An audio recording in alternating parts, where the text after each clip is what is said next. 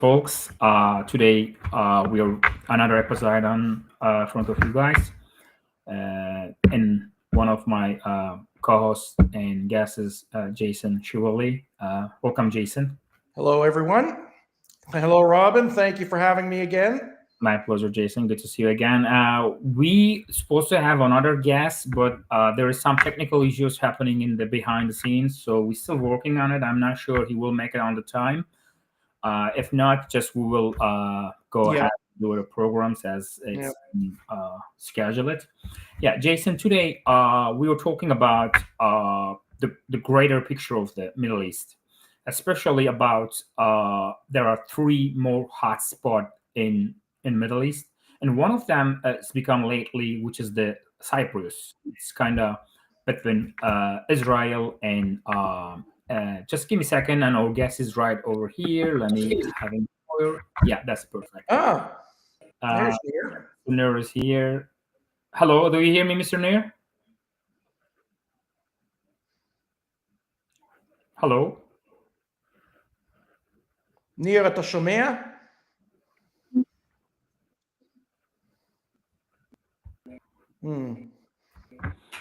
We seem to still be having a technical issue, but hopefully Near will join us soon. Yeah, yeah, that looks like it seems like he has some connection problems, and we'll see. Yeah. As I understand it, the Turkish side of Cyprus, formerly known as the Turkish Republic of Northern Cyprus, which is not recognized by anybody other than Turkey, recently had an election, and surprisingly, they chose someone that is not quite aligned with Erdogan, or at least that's how the Israeli media are framing it. That's what I've read yesterday. Maybe you'd like to elaborate on that, or if you know anything about that. Yeah. That's correct. Yeah. Yeah, let me first having Mr. Nair. He's trying to reconnect it. Mr. Nair, are you here, us? Hello. Oh, So he will read it. Yeah, that's the thing, Jason. That was election yesterday, and the actually that the prior election it was won by the Erdogan supported guy who been I think in charge last 5 years.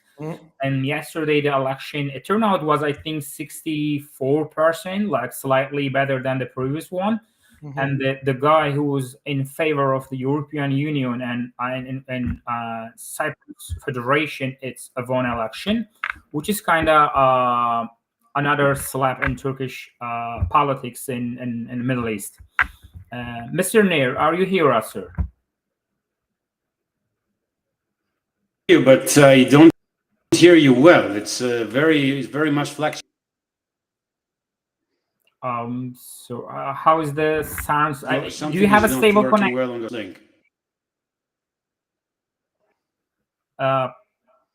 The exactly the same link that I'm and my Jason Hello. אנחנו יכולים לראות אותך, ואנחנו יכולים לשמוע אותך. We can hear you and we can see you.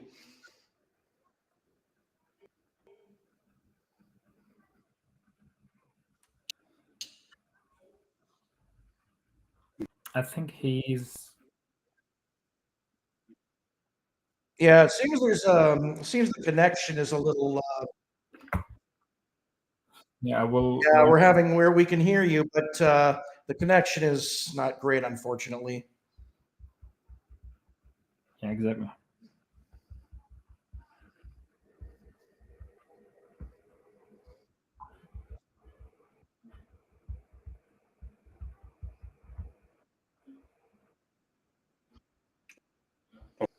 Okay.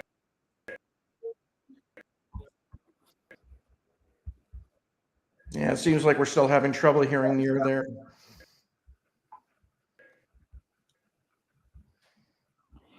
Yeah, Jason. I think Mr. Nair has a.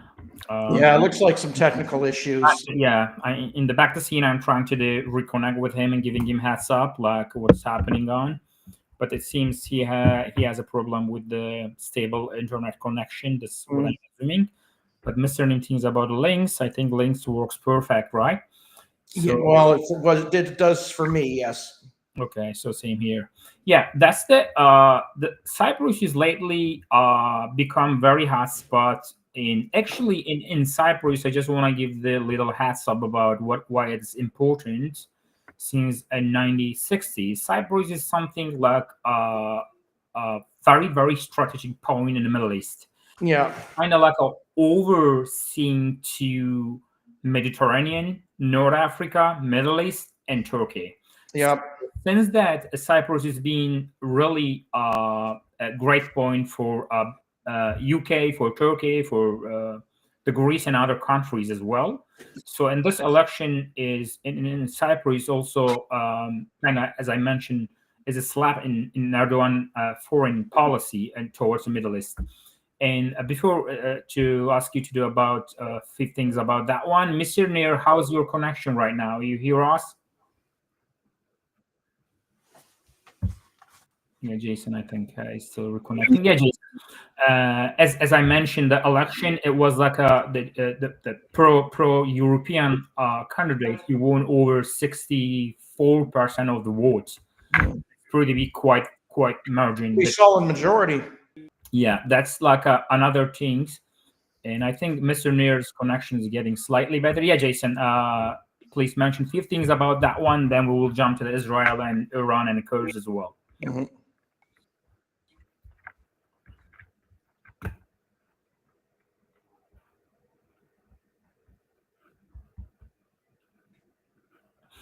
So, Jason, it's okay. We will continue to do so. My question is about Israeli alliance lately with the Cyprus. I know like Israel's are providing some technological weapons, especially part of Iron Dome and some missiles to Cyprus. Yeah, unfortunately, I'm not very familiar with what Israel's providing Cyprus right now. I do know that the ties between Cyprus and Israel have grown. We've always had relations, but they've been growing closer. Israel's been growing closer to Cyprus as well as Greece, probably very most likely to counter the influence of Turkish President Erdogan and his Islamist agenda, which is, of course, seems to be to revive the Ottoman Empire. And of course, I'm sure he would like Cyprus under his complete domination as well if he had his way. So that question is that we see lately Israel and Cyprus, the Greek part of Cyprus is trading in deeply. So you think Israel is trying to encounter Turkey in Mediterranean? I think if that's the case, I think Turkey is trying to dominate the Mediterranean. You probably know, and this is unrelated to Cyprus, but you probably know about the deal that Turkey's the sea borders deal that Turkey tried to strike with Libya. Yeah, and that's of course to the detriment of Israel and also to Egypt. I believe Egypt is not happy about it either. We have Neer here. Looks like we have a much better connection now. Looks like. Mr. Neer, are you hear us? Let's see if this is better. Oh yeah, it does sound much better. Oh yeah. Okay. I moved to a different computer. I'm not sure what happened, but I'm in a different location. Now it's perfect. Stay as it is. Okay. Yeah, Mr. Neer, welcome to our episode, and I'm Robin and Jason. Welcome to our episode about Middle East talks. We have actually 4 topics today. We're going to the mentions, and one of them lately Israeli cooperation with the Cyprus, and then Israeli policy towards Syria, and also Israeli policy toward Kurds, and especially Iran. So before the jumping that, we saw just there was election yesterday in Greek side of the Cyprus. which is the pro-European candidate, won overwhelmingly against of the pro-Erdogan supported candidate. And we're seeing lately military cooperation between state of Israel and Cyprus, Greek side of the Cyprus. And how you seeing that one, Israeli policy towards Cyprus and Mediterranean Sea, Mr. Miller? Well, you may know that the relationship between Israel and Turkey have not been the best since 2009. In contrast, the relationship with Greece and with Cyprus, about the Turkish part of Cyprus, were much better. If there is a peace that potentially breaks the stalemate here, is not something that the Israelis or the Turks did. It's actually something that the Americans did. And that has to do neither with Turkey, nor with Greece, nor with Cyprus, but really with Gaza. Because right now, through the American mediation, and partially because of the Turkish rule in the Palestinian file, and even with specifically Hamas, Turkey was asked to play a role, hopefully a constructive role, although many here are skeptics. We don't have any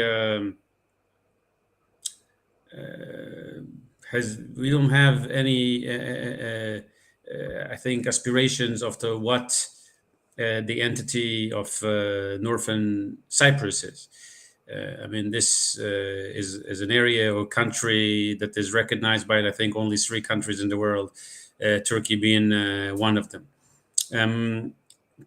Still, by the way, there has been some Israeli trade and presence, although much less recently. There's actually a lot of Israeli interest in trade and presence in Cyprus, much less in the northern part of Cyprus. And granted, the northern part of Cyprus is not going to be able to be independent or coherent without the help of Turkey. So we should look at it a bit of as a proxy, enclave. And in that sense, the elections are not necessarily posed a significant influence or impact here.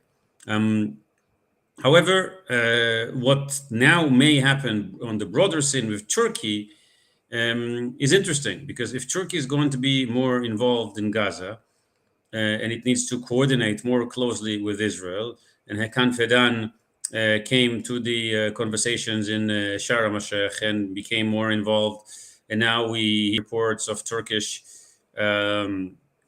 actual work of organizations, some of which we do not really appreciate, broadly speaking, in Gaza.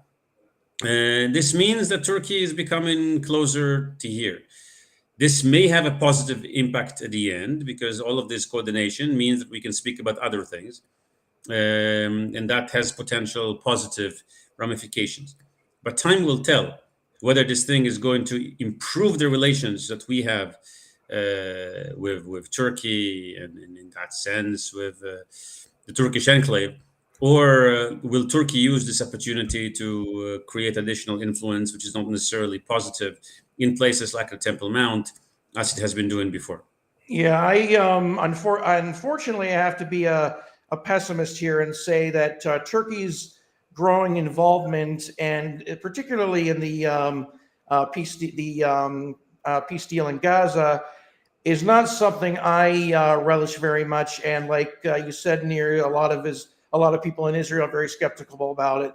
And the reason is, as I'm sure you know, Nir, is that Turkey is quite close to Hamas. They post some of their leaders, as does Qatar, and they share the same ideology as Erdogan. So it's honestly, I think, to our detriment mostly, or rather to Israel's detriment, that Turkey is more involved in this. We don't, in terms of who to trust and who not to trust, Turkey and Qatar, I would say, are powers not to trust, whereas I would actually trust more the Saudis than I would the Turks, even though we actually have the irony is we have full diplomatic relations very shaky right now with Turkey. We don't have full diplomatic relations with Saudi Arabia, but if I had to pick and choose who I trust in this situation, it would be the Saudis, along with the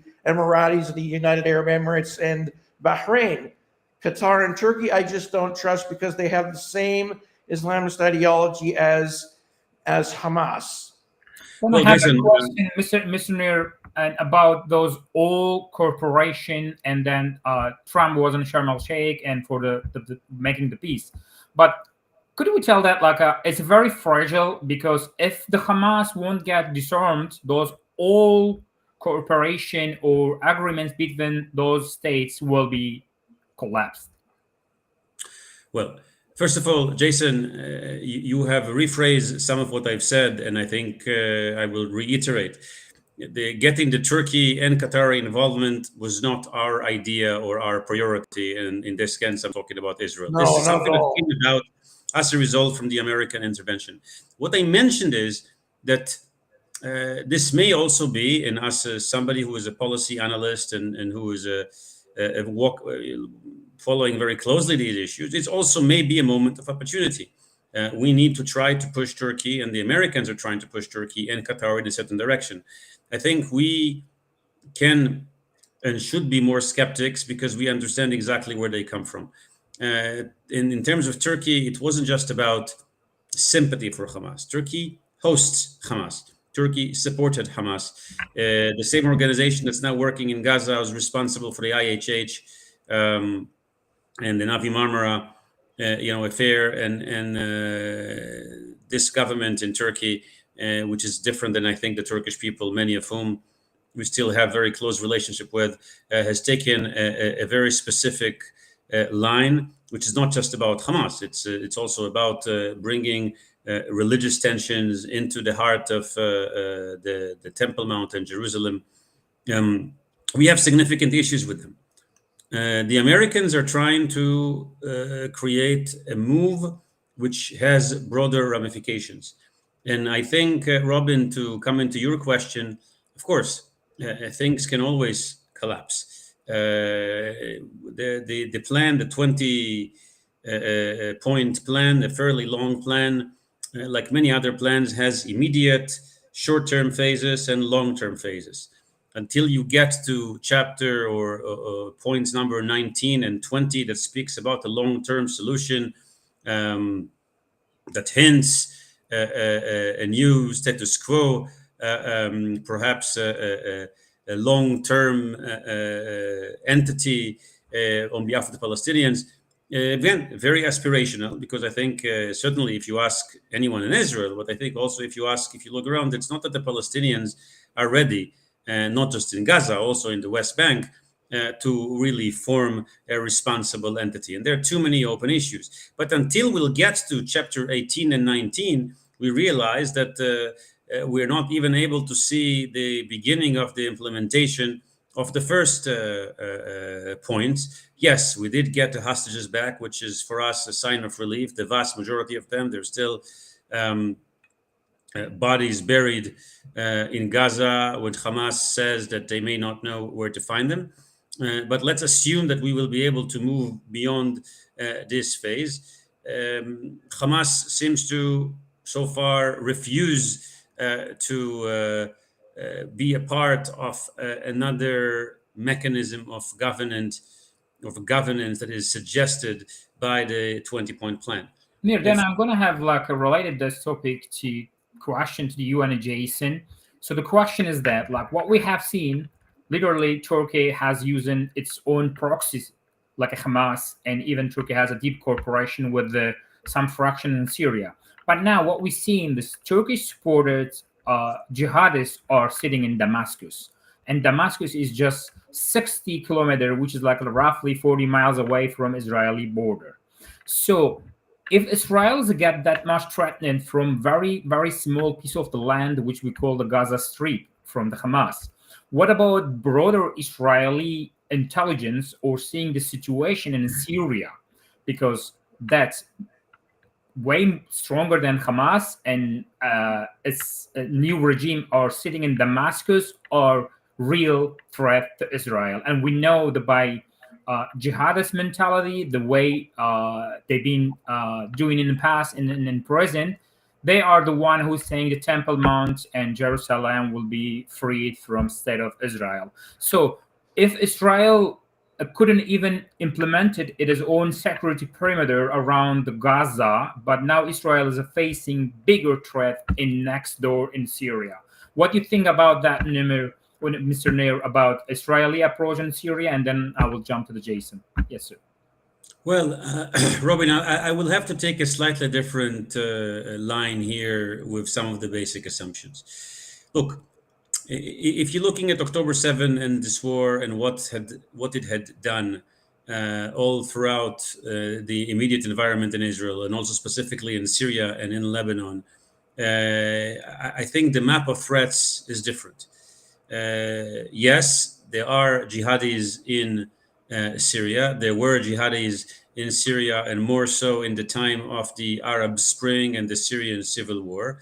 Remind you, Syria, a fairly secular country. It was existed under the Ba'ath, very secular, almost communist ideology, very nationalistic. But what Hafez and Bashar, his son Assad, did, they used their exterritorial status in order to become what I called at the time a UN of terrorists, because they enabled both Sunni and Shia, roam through the land and then attack Americans, attack Israelis, being the main supply line for Lebanon. Our issues with Syria in that sense were the government policy and then what is happening, on the ground, which has to do mainly with one important player, which is Iran. And if we're looking at what had happened with that particular player in the last 2 years, and certainly since last September when the Beeper attack on Hezbollah, that began to be the beginning of the end, following the elimination of Hassan Nasrallah, along with all the core leadership there. And then the constant hammering and bombing of Syria and of Iranian militias in Syria, which eventually enabled Hayat Tahrir al-Sham to roll out of Idlib and take the country by storm. Now we have a country that I would say they're not all Jeffersonian Democrats, but when it comes to Iran, they have a very clear position. And when it comes to Hezbollah as well. And in that sense, they are a very different threats than they were.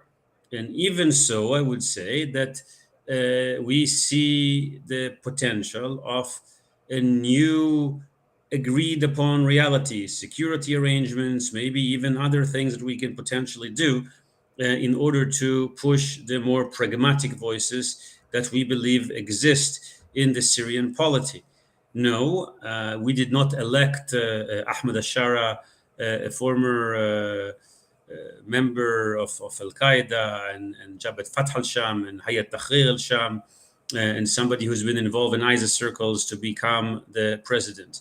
And we did not select some of the militias that, backed by the government, attacked Druze, and some now are attacking Kurds and attack the Alawites. That's not what we want to see in Syria. But Syria is still recovering from a war, and Syria still needs to be shaped.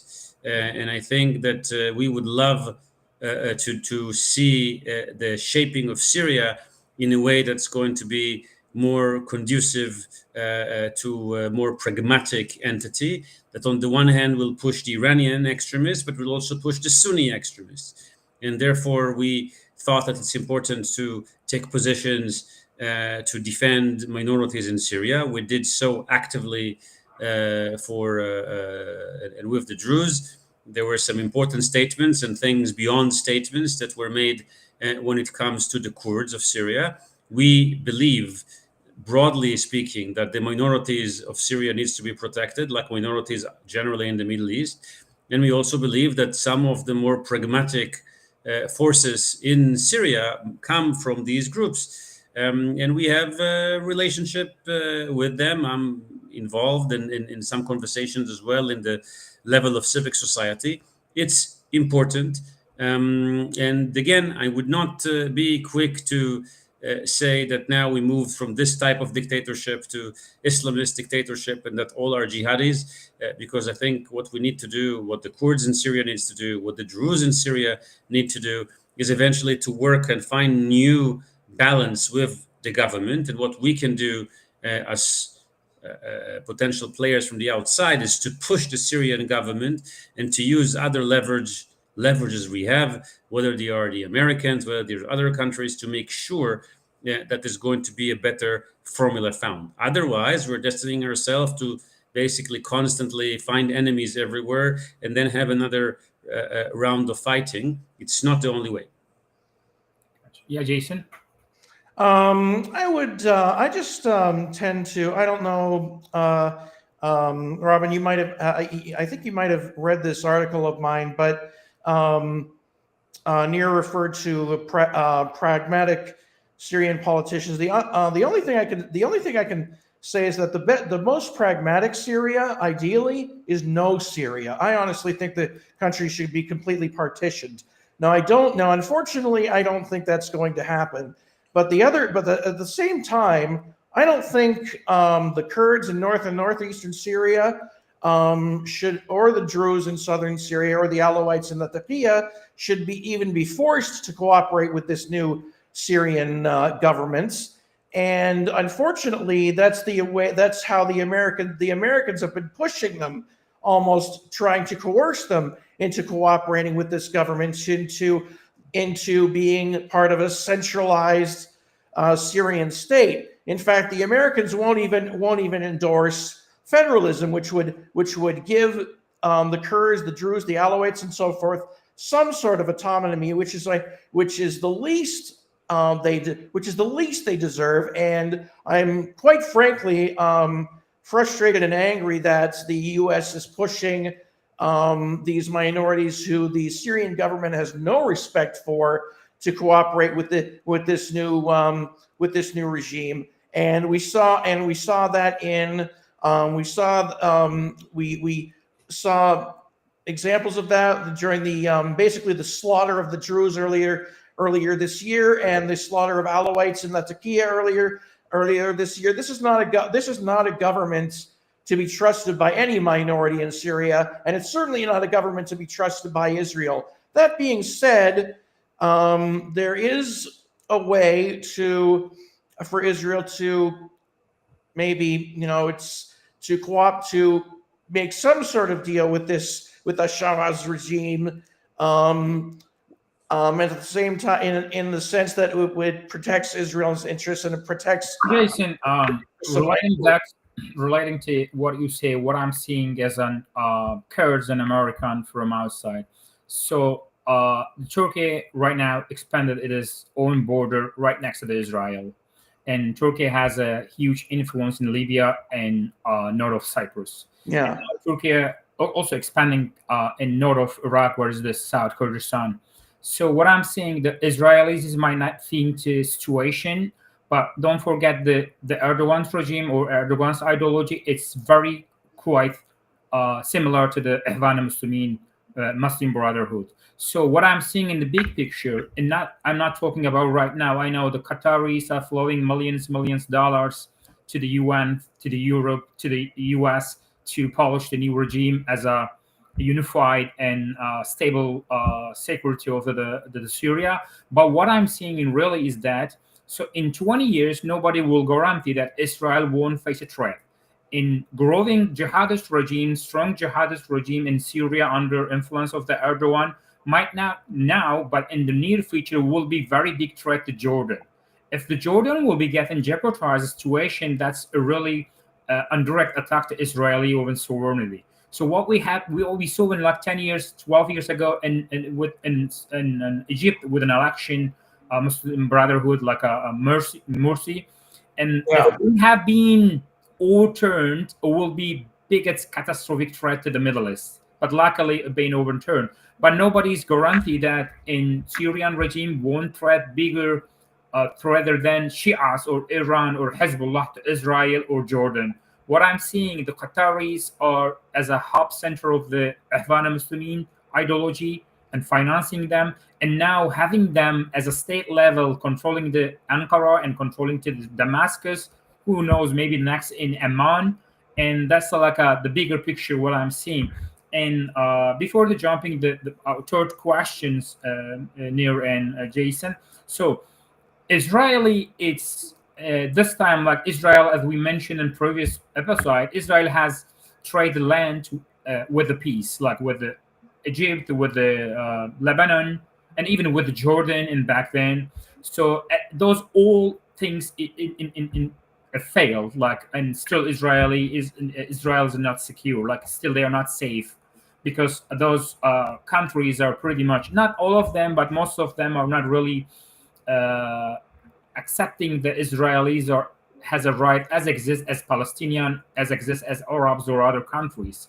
So, and this time, if Israel won't step up to protect Druze, which they did, thank to God, but and Kurds and other minorities, what will be happening next few years, just in Syria, in by Israeli approach Near, and then Jason, please, like few minutes, then we will jump to the Iran.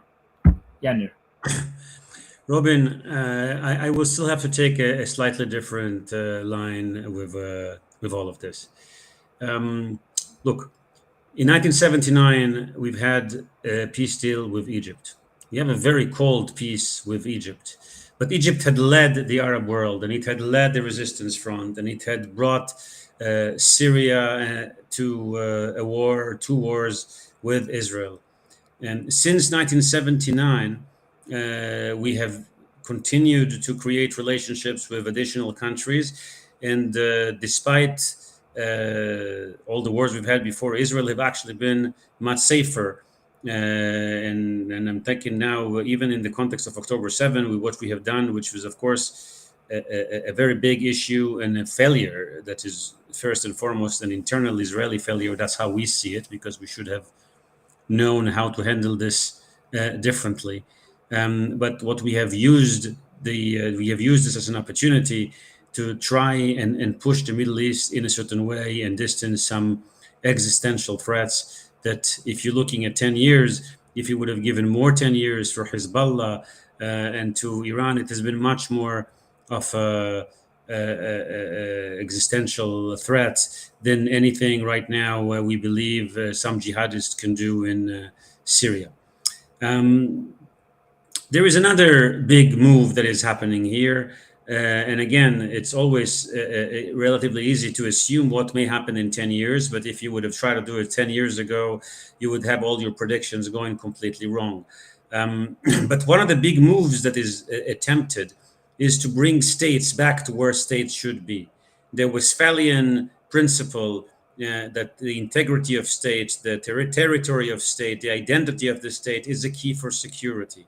And here is part of the problem.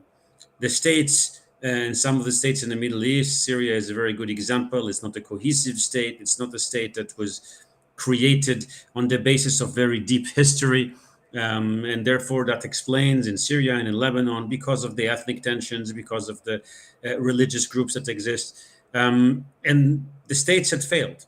We have the Arab Spring, quote unquote, the uprising that began. And of course, it's very much quote unquote, because in the middle of all of it, we have a new state, the Islamic State of Syria and the Levant, Daesh, ISIS. And nobody is able to dismantle it, and nobody wants to see it happening. There was an understanding that if you're not going to take the radical forces out, then you won't be able to see stability.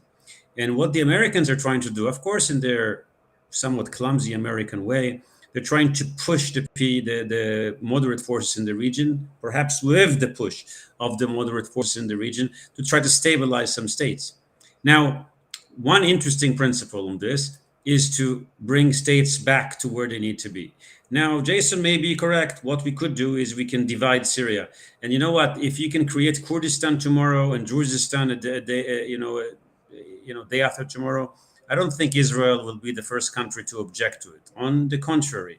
But here is part of the problem. If now we will try to create a assertive move to support Rojava, and to some degree also go against what some of the leadership of the Kurds seek in that area. Soon enough, for sure, we will have a need to fight Turkey. If we'll do the same thing with the Druze, again, partially against what the Druze we wish to see, but now we're going to have a Druze state somewhere. Now we we may need to protect it, or to put not a problem. We just need to occupy the south of Syria, and then worst comes to worst, if there's another war, we can go and fight it. It's not a big deal. We can have a few more divisions and fight another war on another state. But if you're looking at Israeli policy, it makes no sense to us. And you're basically, somebody's asking, why don't you support minorities to a point that will force you to go to another war? And also, when we are asking that Hezbollah will disarm, and we are trying to make sure that there's not going to be militias, and we are saying to them, listen, Hezbollah needs to disarm because we really don't like them. We have our own militias. It's partially the Druze and partially the Kurds, and we will support them, and they would be the only militias that exist, which is perfectly fine, aside of the fact that soon enough you're going to have another militia or a state player on the other side. And now, here are your 10 years, let's go to war. And if you say not a big deal, let the IDF fight all the wars for Israel, for the Druze, and for the Kurds, and for everybody else, which is a beautiful idea, except that very few people in Israel will accept it, because that's trying to push Israel to a place that doesn't make sense, neither to Israel, neither to Syria, and neither to the Middle East. So I think part of the policy is to make sure that the levers we have is to make sure we're going to push the government in Syria and to do what they need to do when it comes to federalism, when it comes to power sharing, when it comes to protecting minorities. We've done this. We've proven that we can do this. But if we're going to push it further, it's going to backfire. And it's going to backfire on the Druze. Why don't we create the situation as it is? Listen, it's only about 600,000 Druze in Sweden. They're under siege. We can give them, we can actually ask them to evacuate, take some tents, go close to the Israeli border. It's going to be easier for us to protect them there. They can create a refugee camp, and we can protect them for a long term. And we're going to ask them to just give up their lands and help them lose everything they work for their entire lives. What have we done as a result of this? Maybe jeopardize other levers in Syria, help the Druze lose their lands, and not creating a Druze state. Not to mention that some of the Druze in Sweden have been working very closely with our adversaries and are not necessarily friends. They have been working with Iran, they've been working with Hezbollah, and they're not necessarily automatic allies. Now, if you eliminate everything that I've said, sure, you can argue a different policy line. But I think if you go deeper, you realize that if you're trying to get Syria to be divided into all of these separate entities, you're destining Syria to go to a war again. And I'm not sure that all the minorities in Syria will benefit from creating a war, because a war is not necessarily bring them independence. Yes, Jason, a couple minutes to. Okay, well, I'll say that I speak, what ideally we'd like, and Nir certainly does have a point that Israel risks stretching itself a little thinly if it decides to protect everybody, all the minorities in Syria, and risk confrontation with Turkey. But one thing I'll say about that is confrontation with Turkey, military confrontation with Turkey might be inevitable. And I'll also say that Turkey does not want, Israel doesn't want to go to war with Turkey. But let me tell you, Turkey does not want to go to war with Israel at the same time. I think they're just as scared going to war with the prospect of going to war with Israel as we are going to the prospect of going to war with Turkey. And by helping I should say, especially the Kurds in north and northeastern Syria, if we help them, if we can play the same game that Iran and Turkey are trying to play with us, we would be on their border instead of them being on our border. We would be on their border. So we could they're not the only, Turkey, Iran, they're not the only folks who can play this game. We could play this game too if we want to. Okay, and I think we showed earlier in the year when we attacked Iran along with the help from the Americans. There's nowhere that Israel can't reach. Okay, so the other thing I'll just say, which is one short thing, if Israel doesn't protect these minorities, nobody will. I can tell you right now, if the U.S. troops leave Rojava and Israel doesn't protect the Kurds there, the Kurds will be slaughtered by Turkey and their proxies. Jason, what I'm seeing is that, like, as Nir mentioned earlier, but if we recall the 2012 and 13, there was a CIA operation with support of Qatar and Turkey against of the Assad regime. So they were arming and flowing money to those groups, especially in Idlib and through the Turkish border. But in the end of the day, they were turned out to be the ISIS or Jabhat al-Nusra back then, or Jabhat al-Jihad al-Islamiyah. Yeah. What we saw then, and even U.S. was so optimistic that they will have forced some opposition forces from remnant of those who break up with the Syrian army back then to be alternative to the Assad regime. But all those forces, in the end of the day, were turned to be ISIS. And then U.S. has to change their policy, and which started 2014, the first time they got in Kobani, in Kurdish city, when the city was under siege of the ISIS. And this is the turning point for U.S. to find a reliable partner on the ground to operate. So, which as a result of that, now we have SHVILI and then we have others. But just think about it, even Qatar, Turkey, and U.S., like a broader agreement that was supporting and arming those groups. But in the end of the day, those all groups turn out to be ISIS or Nusra or other very jihadist fraction. What I'm trying to say is that, like, there is no guarantee the current Syrian government, which is remnant of the ISIS and other fractions, it won't turn to be big threat. I see the Israeli point about threat of the Shias from Middle East, which is from 1981, is from Abbas Musavi time back in Lebanon, and after Islamic revolution of Iran. But the jihadist mentality is needed to find an enemy in the fit itself. So the biggest enemy for this mentality right now could be maybe in Syria, or particularly Kurds. But there's no way to stop this energy in near future, because their biggest enemy by this ideology is Jew and Israel itself. So this is what I'm trying to what I'm saying, like in next 10 years or 20 years. And yeah, so Nir, as next question, we know that Israel is 12 days of operation towards the Iran, and Iran is being weakened. Like 10 years, 12 years ago, Iran was one of the big players in Middle East. Even in Bahrain, they supported the regime change, or in Yemen, or in Lebanon with Hezbollah, or in Syria with Assad. But like a octopus, those all the hands of Iran is being kind of cut off, but Iran is still alive. I know, like by air power, like Iran is being kind of weakened, and Israel can like hit anywhere in Iran, but the regime is still standing.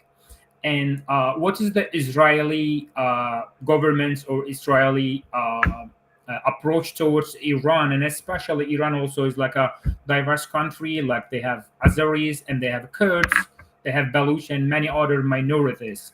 So if, let's say, the situation is being situated in Syria next 5 years or few months, as Israel wish, or as the U.S. forcing with Qatar, what is the Israeli approach will be in near future towards Iran?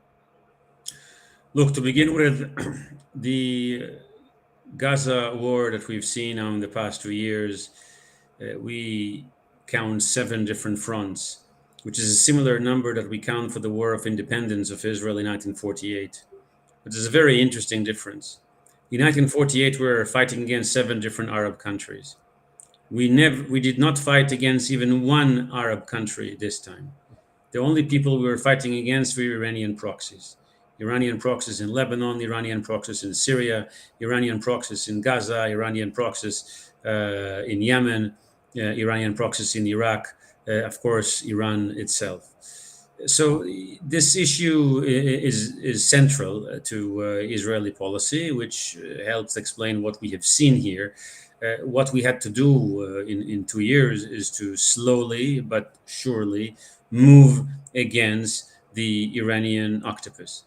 I think many of us would have like to see even a more decisive victory for the 12 days war.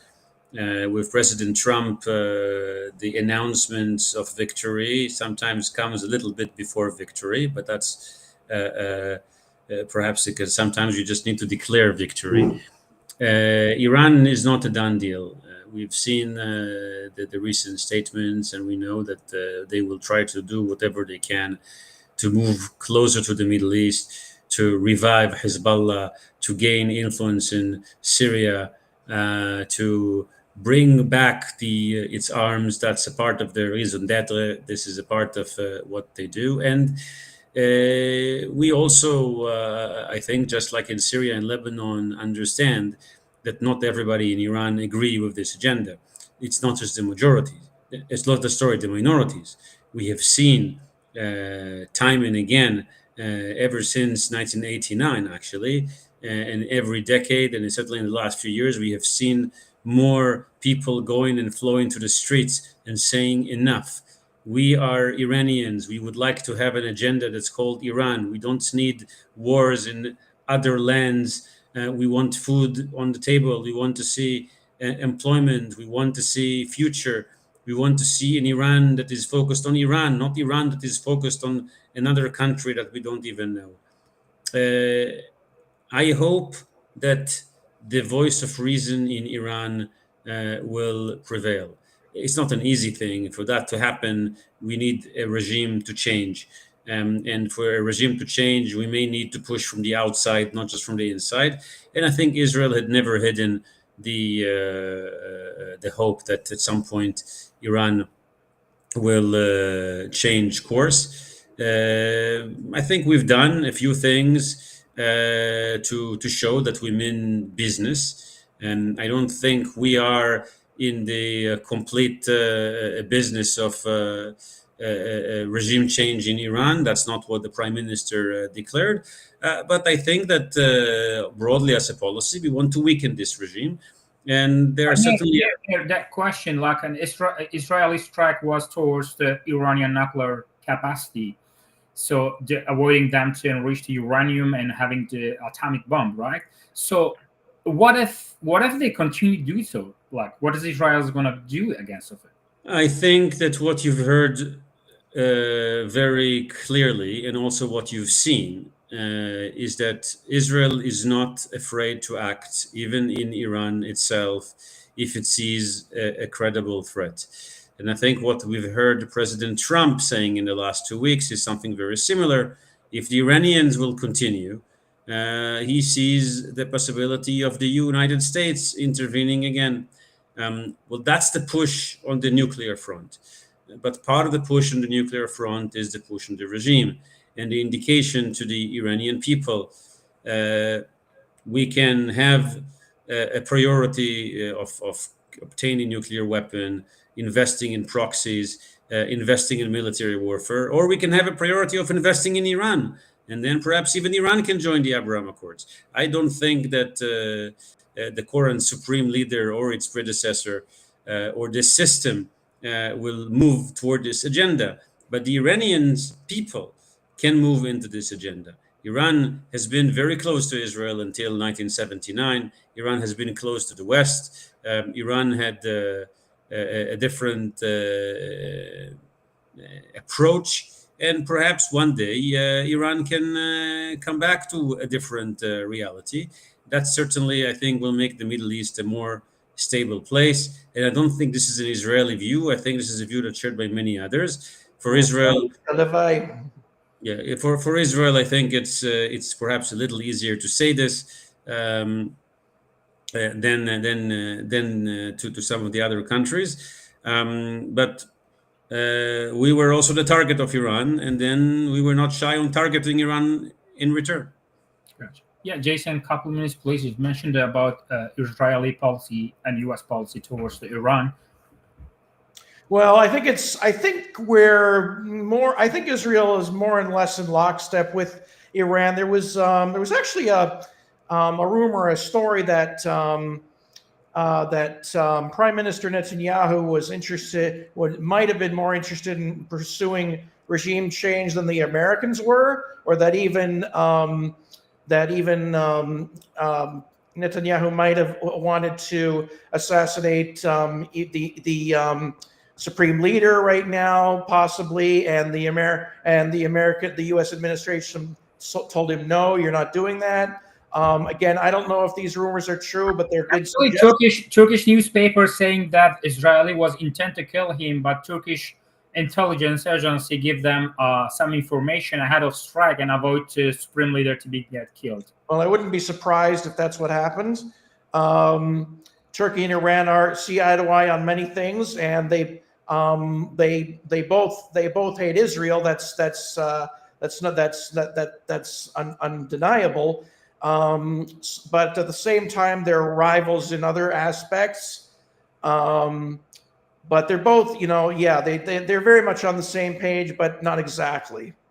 And Israel, like Nir said, is not shy about having to hit Iran another time if they see fit, and neither are the Americans.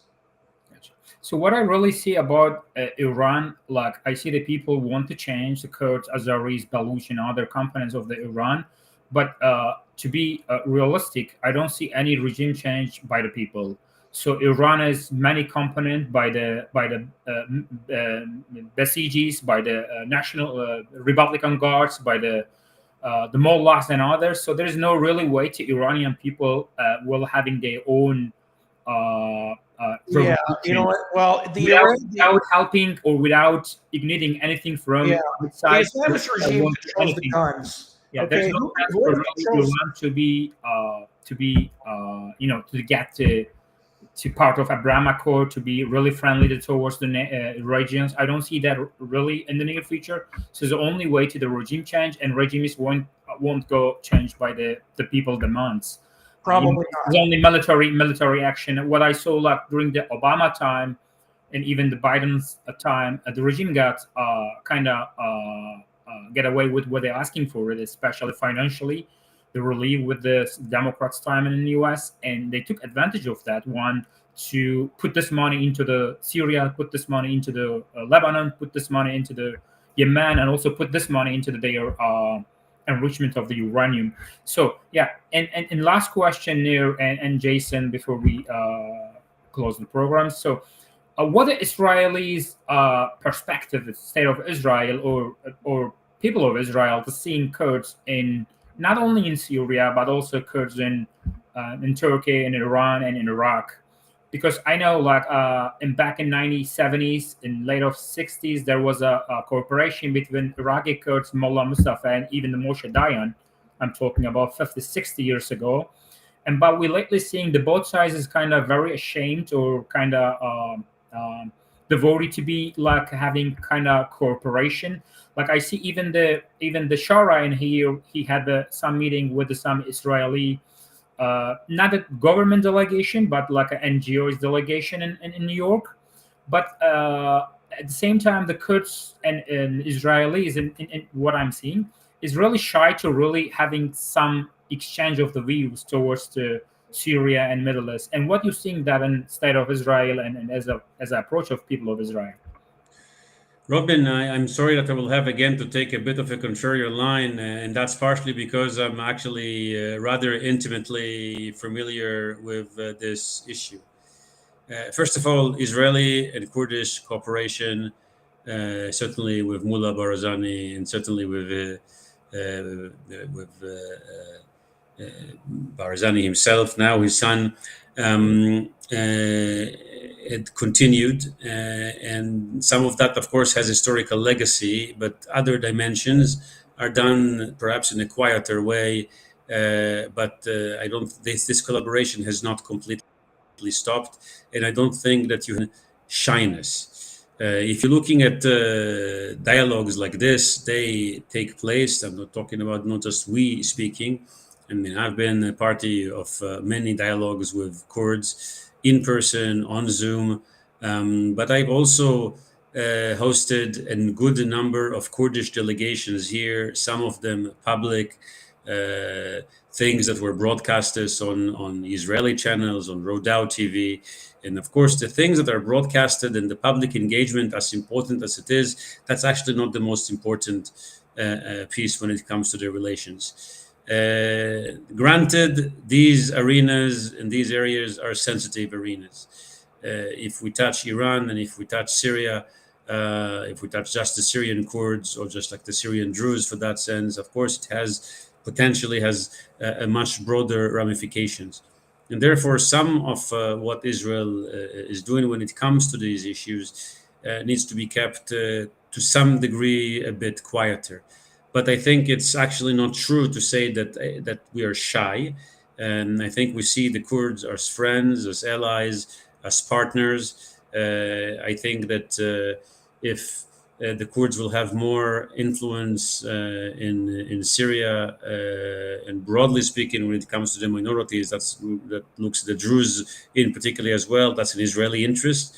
And Israeli policy is actually moving toward this direction. There is a tension here between what I've said and what Jason said, because if you want to go all the way to the end, you can say, okay, Israel needs to work for Kurdish independence in Rojava and Druze independence, but there's some, as I said before, some complications with this. I think the current policy is to use the leverages we have, and we have some of them, to create a better, more effective power sharing in Syria for the sake of minorities, certainly for the sake of the Kurds. Our foreign minister and other officials had very significant meetings. Again, not all of them public, but there are some public statements that came from him on this issue, particularly when it comes to the Kurds. There is engagement in a very significant level.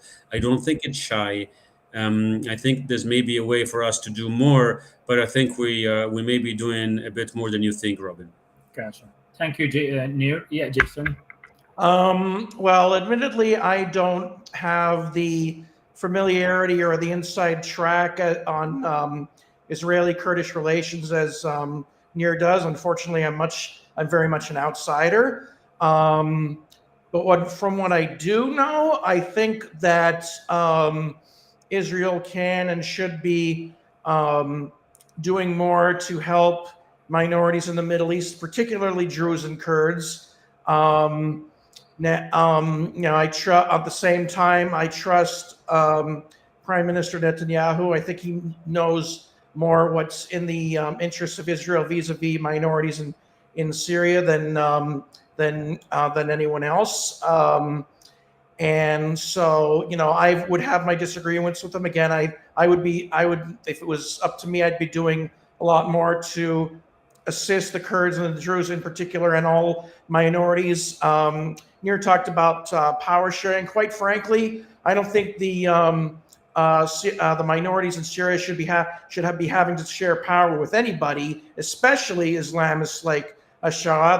They've had to share power, for all too long because of first Western imperialism, and second now for actually in part because of American imperialism, in part because America and the West wants this artificial country they call Syria to stay together. And I don't think they should be once again forced to stay together, to share power with this new Sunni Islamist regime. I think it's time they had self-determination. But I'm not speaking from a pragmatic perspective here. I'm speaking an ideal perspective, not what's necessarily pragmatic. I do think to some extent it's pragmatic for Israel to support the independence and autonomy aspirations of these people, but I know, again, some of it is pragmatic, some of it is not. I would say it's all about balancing the two. Thank you, Jason. I would like two things, like what I'm seeing after 7th of October. Israel, state of Israel is came out of their shells to prevent in the future, like staying in your own border, it doesn't help your security. So I think that was like one of the reasons Israel saw after the 7th of October towards the Yemen, the Iranian proxies, then the Hezbollah, and then the Syria, and now the others. So, in about the Kurds, what I'm seeing is lately, especially since fall of the Assad, the Turkish media and especially Erdogan itself many times mentioning Kurds as a part of greater Islamic alliance and remind the Kurds that they are descendants of the Salahuddin Ayyubi to avoid any cooperation between State of Israel and broader Kurdish society in Iran, Syria, Iraq, and in Turkey. And lately, I have seen one of the Kurdish cities in the Turkish side of Kurdistan are those Erdogan's partner pro-Islamic parties holding a lot of march. 5,000 people are marching. This is the only city in entire Turkey is that they are doing those pro-Palestinian, pro-Hamas meeting, but purposely they're doing this in Kurdish cities with the support of Turkish state to saying, you know what, the Kurds are on our side, and Kurds are usually generally hate the Israeli as we do hate. But what I'm seeing, like this, is not only just a cheap propaganda. Turkey is really seeing that the Kurdish audience, Kurdish society is moving towards Israel, and they are approaching this as a threat, and they're doing like a anti-propaganda with the Turkish media, with the support of Turkish government, having those marching against of Israel in pro-Kurdish cities, not in Turkish cities, surprisingly. So what I'm seeing, they're really concerning that the Kurds will be having like a broader agreement with State of Israel in some leverage, in some point. And I see that like a really quite concerning Erdogan regime in Ankara. And yeah, thank you, Nir. Thank you, Jason. You guys, if would you like to add something, I would really appreciate that. And if not, that was all our program. Yeah, Nir, would you like to add something before you close the program? I just want to thank you, and I very much hope that we can be able to continue dialogue between Israelis and Kurds on many levels. I'm involved in some of this dialogue in other settings, and I can tell at least your Kurdish listeners that this dialogue will continue. And again, there's more than a dialogue here. I think we share a vision of a Middle East and a vision of minority relations. And I think this alliance will continue irrespective of whether the Turks likes it or not. Thank you, Nut. I know it's quite late in Israel. Thank you for you having time to spare with us. I really appreciate it. Yeah, Jason. Thank you, Nir. And thank you, Robin. Yeah, that's the end of our episode. Thank you for watching and listening us. Thank you, guys. Have a great night.